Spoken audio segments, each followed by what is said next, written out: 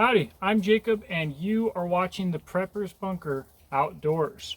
I'm here to talk to you about BladeShow 2021. This is, in my opinion, potentially the most important video that I will have done for BladeShow 2021. And it might be the most important video for BladeShow 2021, period. You see, YouTube is changing and grassroots YouTube channels are completely disappearing, and so most of what you're seeing in the knife industry now is major name brand knives being reviewed and new releases, and everybody's following the money. At BladeShow this year, I was surprised to not see many of my peers, and I don't know that I saw any of the YouTube knife reviewers that I'm familiar with. Big shout out to Subtle Serpent.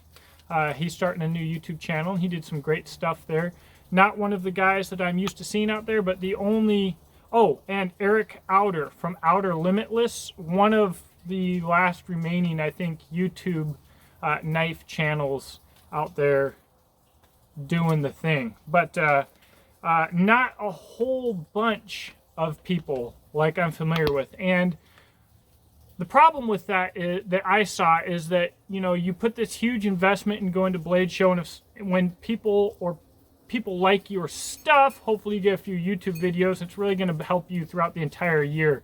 Not only that, but the connections that you make at BladeShow, and I wasn't seeing that happening because I wasn't seeing the people there making it happen. So I decided that I would make it happen. This whole video is about first year attendees at BladeShow 2021. We have 7 of them, and every single one of them is a doggone home run. Every single one of them is the type of company that you want to know about, and every single one of them's Instagram or social media or however they get around is going to be in the description box below.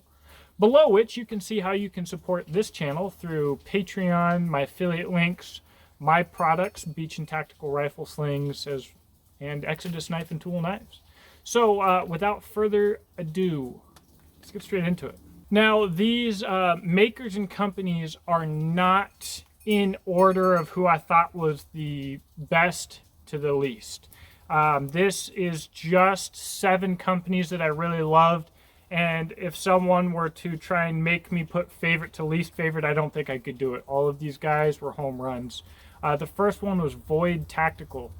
Void Tactical was really doing some designs on their knives that I hadn't seen before, I wasn't familiar with. They were challenging the status quo on some of their kydex, and their whole package as a whole just looked phenomenal to me.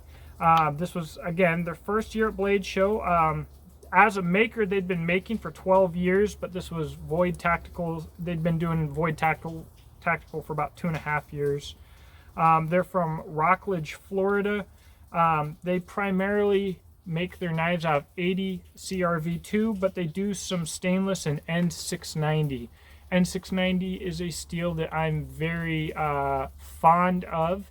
I've been using it in Fox knives out of Italy, and I think it's a phenomenal stainless steel. The next company that I want to talk to you about is Kodiak Craftsman. The owner's been a maker for about 6 years, but he's been doing Kodiak Craftsman for about 1.5 years. He's out of Bryan, Texas.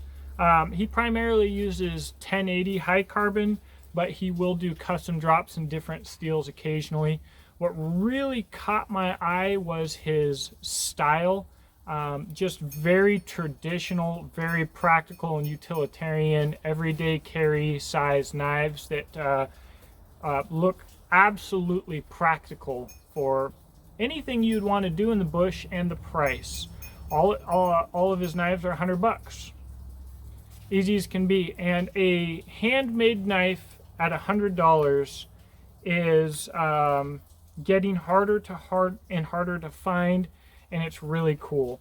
Now, this is a level of knife making that knife snobs are going to be less interested in. A lot of people probably think that I'm a knife snob, but what I saw was straight edges, good edge thickness, nice grinds, and nice designs. 1080 is a steel that I love in small fixed blades. Easy to sharpen, tough, and so I think he hit a perfect niche of traditional designs, practical designs, a tough, easy to sharpen steel, and a great price point.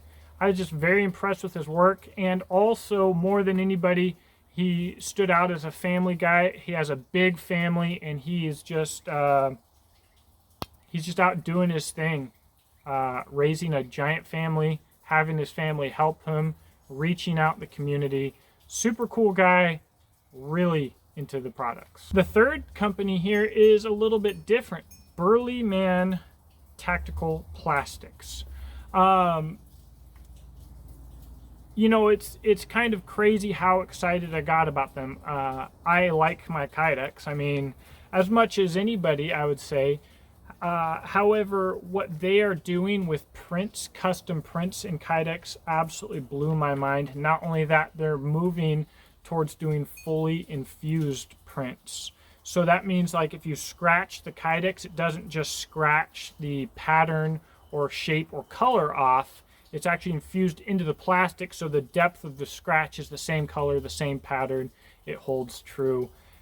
They did complicated patterns. They did custom patterns. They did a Kydex that I instantly, absolutely fell in love with, that you will see on Exodus Knife and Tool products for special releases and runs.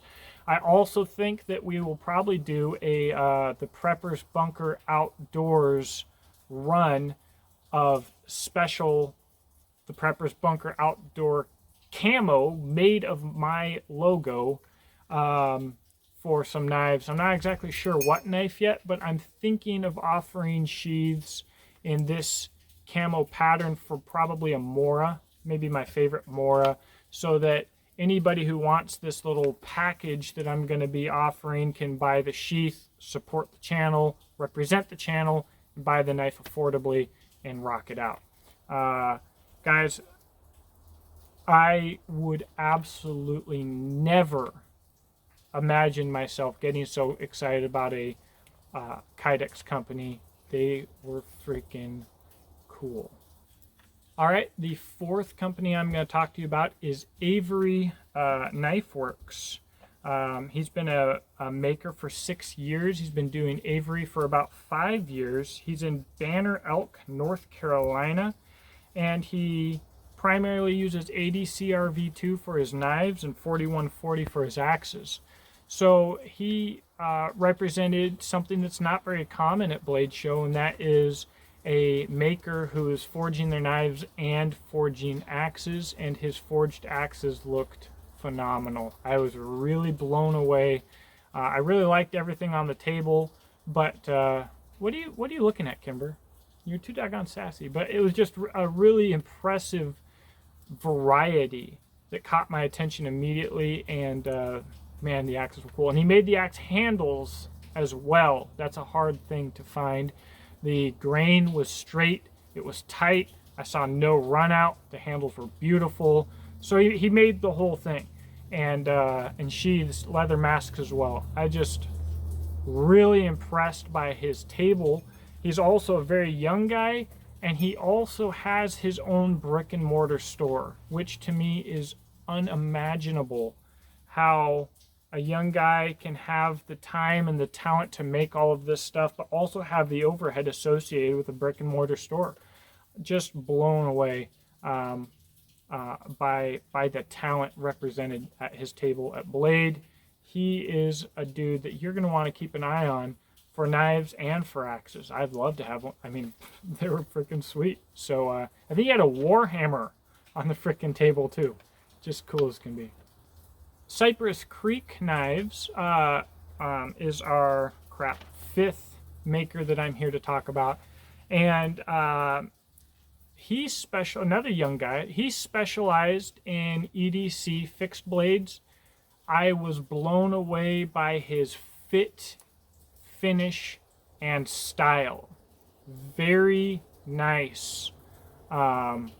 little everyday carry blades. Fairly thin stock, beautiful grinds, perfect thin straight edges, wonderful handles, awesome colors. He, you know, when I first started getting into knives, I think that his quality could have rivaled some of the greats on blade forums at the time, and could have become one of the greats now. I mean, it's really, really impressive, but his prices don't reflect that. So, really exciting young guy. Again, I handed him my jackalope, which was of a vaguely similar style and size to a lot of his blades, and his taste was exceptional. Again, you know, one of the knives I was looking at had a perfectly tapered tang as well, and the prices were just great. I mean, just very impressive. So he's been a maker for 7 years. He's been doing Cypress Creek knives for 3 years. He's in Collinsville, Illinois. He primarily uses S35 VN, but he also uses 01 and 3V. And that's the other side of it, is his prices were great. His style was very traditional, beautiful, very well executed, but he's using S35 VN at the same time. And it was a really nice table to see. And he used a lot of colors that were just very tastefully put together and quickly attracted my attention. The sixth maker on the list is Wolf River Forge. And he's unique on the list because I actually found out about him before BladeShow. I think I actually found out about him about probably 2 years ago on Instagram. I actually won a little competition of his and named one of his knife models, the Muck Medium Utility Knife. And he does all of his own forging. He's been on Forged on Fire, and he hit a little bit higher price point than some of the other people that I have listed here, and you can see why on the table. I mean, the knives are all forged. They're all very impressive, especially his Damascus was just mind-blowing. Really, really good stuff. He's been a maker as long as he's been doing Wolf River Forge, about 3.5 years. He's from Wisconsin. I'm going to butcher the name of the city. Weyawega, Wisconsin. Probably killed it. He primarily uses ADCRV2 and also does his own San Mai. Hopefully, freaking Cold Steel doesn't sue me for using that word, but definitely just works of art on the table. I'll wrap it up. My seventh is Walkman Knife and Tool. Another guy that I found before BladeShow, like his style, he's got a very strong aesthetic.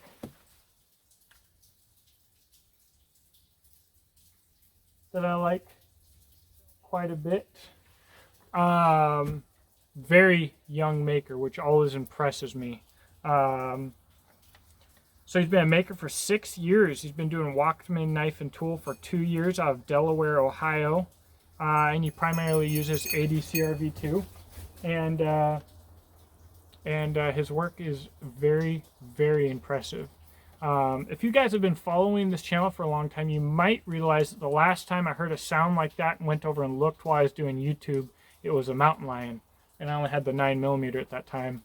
And I didn't have the goats with me, which is would be my largest concern for that. But, so Walkman. You've already seen his style. Very catchy. Knives are comfortable in hand. And he also did his style on wood-handled knife, which I have not seen done before. Just very aesthetically pleasing user knives. I don't know if I would call the style tactical necessarily. In fact, I have no idea what to call the style at all. But it looks good, and it's practical. You hate it when you have good-looking knives that are rough on the hands, create a bunch of hot spots, and aren't practical. And that's not what he's making. So that's what I've got for 2021 Blade Show. I do feel the need to apologize for taking so long to do this video. It just somehow slipped and didn't get done. But there you have it. It was an exciting year. I'm excited for Blade Show 2022 already. You know, I'm excited to see where these guys go, to see if Blade Show is profitable for them, if they come back.